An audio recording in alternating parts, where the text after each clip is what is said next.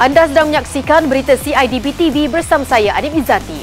Bermula jam 9 pagi, agensi-agensi penguatkuasa berkumpul di CIDB Convention Centre bagi mendengar sesi taklimat sebelum digerakkan ke lokasi sasaran bagi menjalankan operasi penguatkuasaan bersepadu OPB. Sasaran bagi operasi kali ini merupakan cadangan pembangunan satu blok rumah pangsapuri 3 tingkat dan satu blok rumah villa 2 tingkat di sekitar kawasan Kuala Lumpur. Projek yang menjadi target ini bernilai RM117 juta. Setibanya di lokasi, setiap kekuatan memainkan peranan dalam pemeriksaan pematuhan undang-undang di bawah bidang kuasa masing-masing.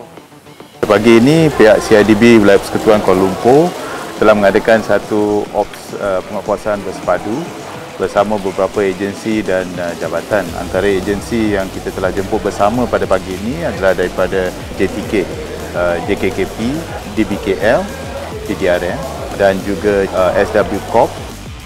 So antara notis yang telah pun kita keluarkan pada hari ini adalah yang pertama adalah notis N2 di mana kita telah mengeluarkan notis mengemukakan maklumat kepada pihak kontraktor. Kita pun telah mengeluarkan notis N10. Notis N10 iaitu notis kesalahan pendaftaran akreditasi personel binaan, juga telah dikeluarkan satu notis.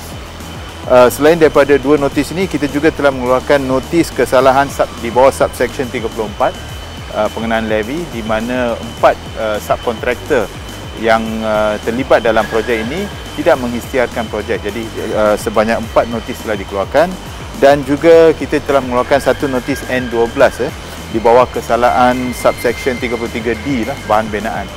Nah, disebabkan oleh N12 ini, kita telah pun mengeluarkan N3C lah.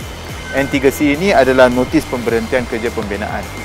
So, sejumlahnya lebih kurang 7 notis daripada CIDB telah dikeluarkan kepada pihak kontraktor untuk tapak ini. Hampir 20 kabin dijadikan sebagai tempat menginap bagi pekerja di tapak bina, jelas melanggar peraturan. Antara kesalahan lain yang dikenal pasti, saksikan paparan ini.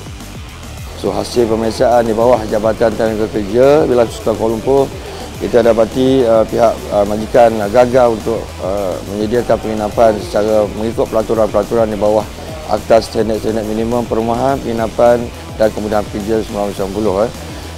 Sama sekali pihak syarikat gagal untuk mengemukakan perakuan penginapan yang dikeluarkan oleh jabatan. Itu kesalahan yang pertama yang kita kesan pada pagi ini.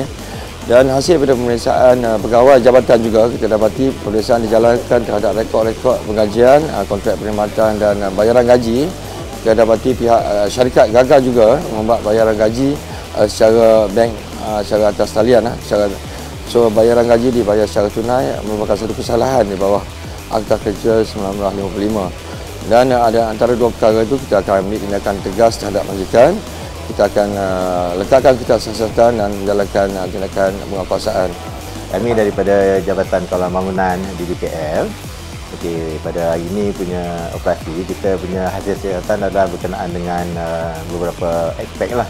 Salah satu daripadanya adalah berkenaan dengan binaan sementara ataupun kita panggil bangsal alih ataupun kita panggil juga temporary building lah di dalam tapak ni, di mana dia memerlukan permit beroperasi. Kita meluluskan permit untuk binaan sementara ini untuk asrama pekerja terdiri daripada 8 unit rumah kongsi itulah.